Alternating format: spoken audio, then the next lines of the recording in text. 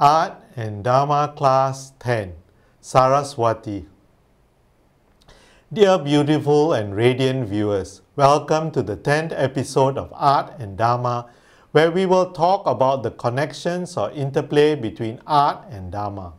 My name is Victor Gabriel and I am a lecturer at Sakya Buddha University in Santa Ana, California. You can reach me through my email awake.star.sky@gmail.com. In this 10th episode, I would like to discuss Saraswati.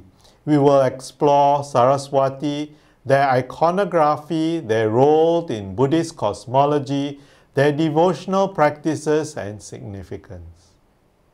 Saraswati is a pan-Indian goddess, commonly associated with Hinduism as the goddess of knowledge, music, and art, and also has a presence in Buddhism and Jainism.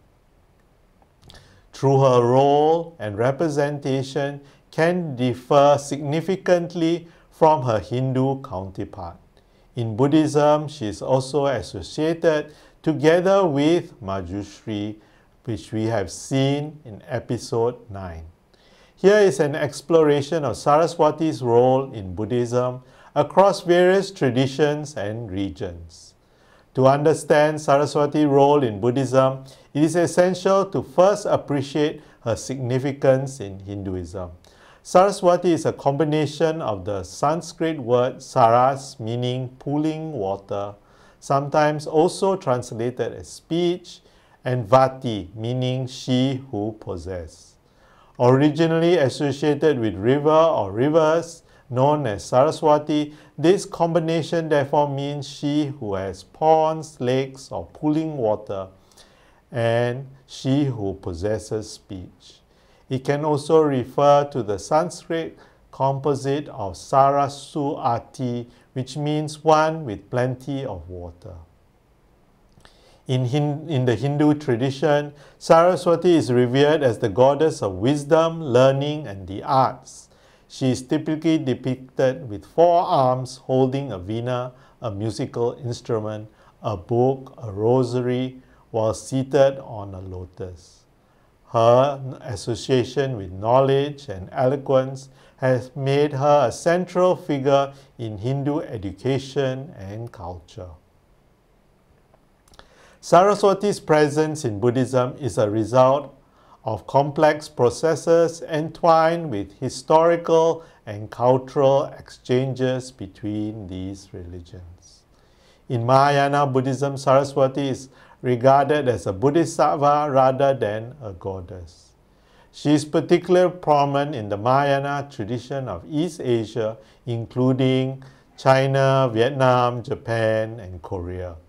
Here she is known as Saraswati and is often associated with the bodhisattva of wisdom, Manjushri, or Manjushri in Sanskrit. In Chinese Buddhism, Saraswati is linked with wisdom and eloquence. She is often depicted with a similar iconography to her Hindu form, but with some modifications to align with Buddhist principles. In Chinese culture, Saraswati's association with knowledge and arts makes her a symbol of intellectual and artistic pursuits. In Japanese Buddhism, Saraswati is also known as Benzaiten and is one of the 7 lucky gods, and she is associated with knowledge, music, and arts.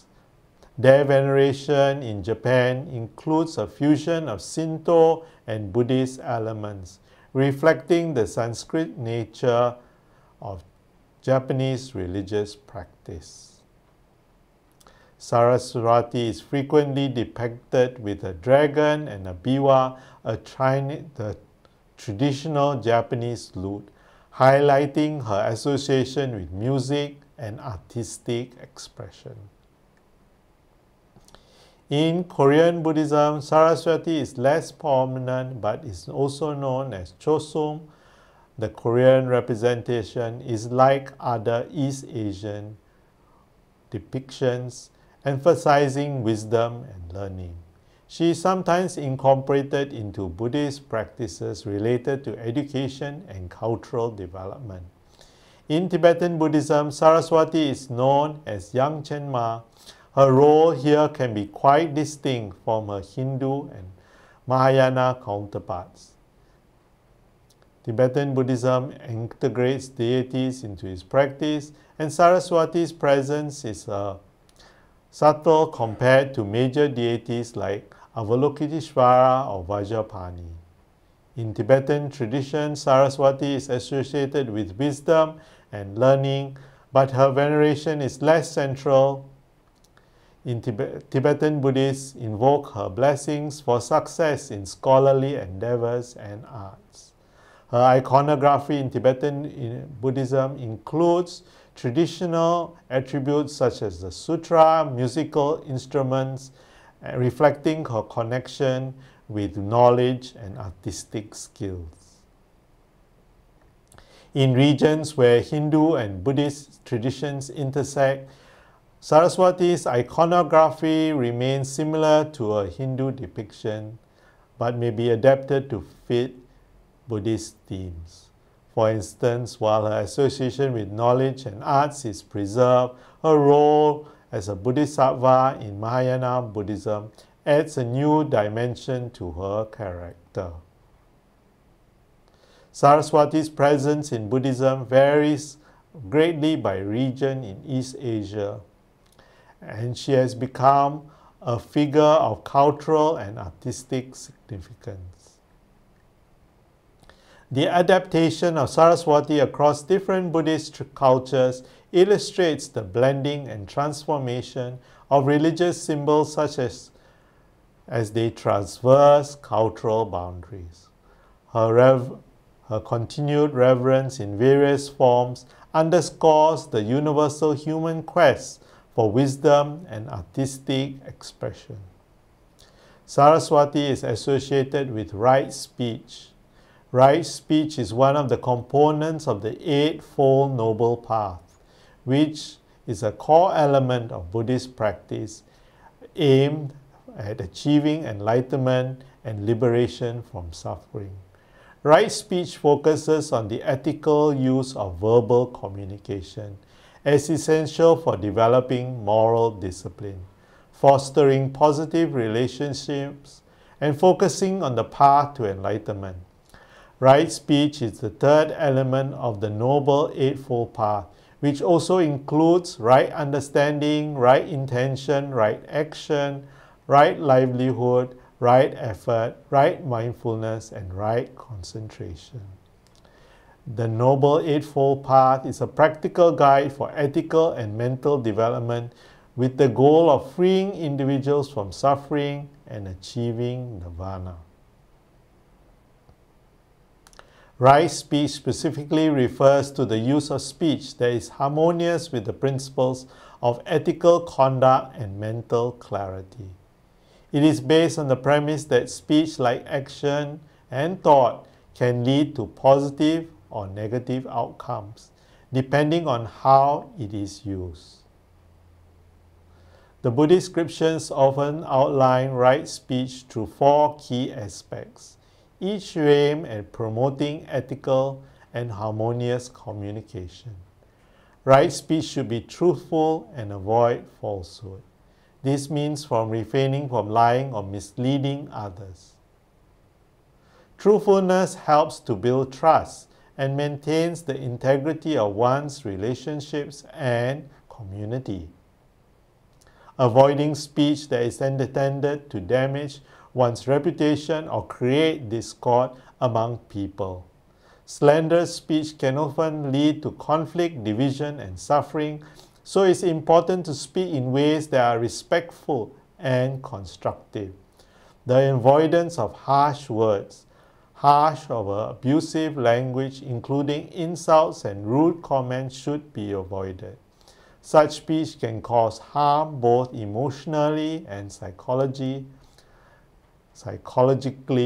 and can deteriorate relationships and create a negative atmosphere.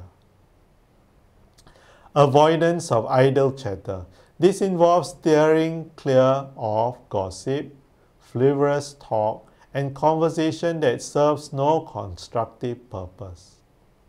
Idle chatter can be a distraction for more meaningful and beneficial discourse, and can sometimes lead to misunderstandings or conflict. Implementing right speech involves mindful consideration of what is communicated and how it is expressed.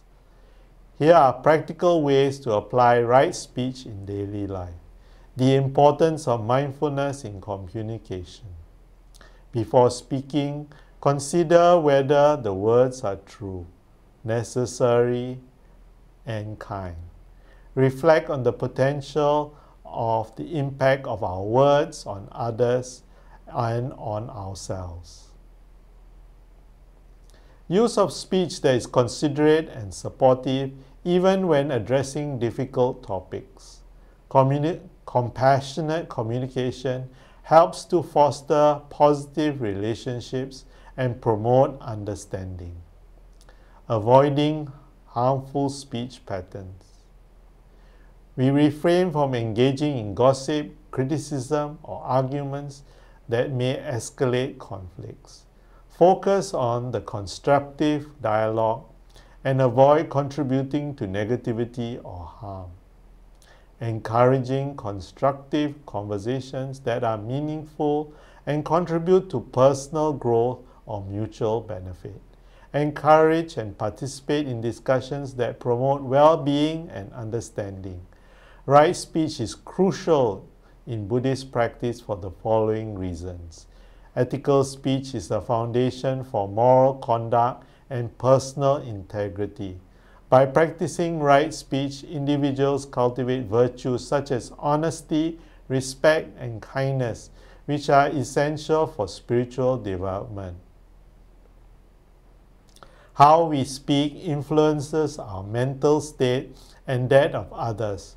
Right speech promotes mental clarity and emotional balance, reducing the likelihood of negative mental states, such as anger, resentment, and anxiety. Effective and ethical communication helps to build and maintain harmonious relationships with others. It fosters mutual respect and understanding, which are important for a supportive and cooperative community. In the broader context of the Eightfold Noble Path, right speech supports progress towards enlightenment by aligning speech with the principles of wisdom and ethical conduct. It contributes to the development of mindfulness and concentration. While right speech is an important aspect of Buddhist practice, it can be challenging to implement consistently. Overcoming ingrained habits of speech, such as gossip or harsh criticism, requires conscious effort and mindfulness. Social and cultural contexts can sometimes conflict with Buddhist principles of right speech. Navigating these influences while maintaining ethical communication can be challenging. Finding the balance between being truthful and being compassionate can be difficult. It is important to communicate with sincerity while also considering the feelings and well-being of others. Today we have talked about Saraswati, their iconography, their role in Buddhist cosmology, their devotional practices and significance. If you like this episode, please write to me at awake.star.sky@gmail.com. Tell me what you like, what you enjoyed, and what you would like to see more of. You can also submit an artwork that you also want me to comment about. Thank you.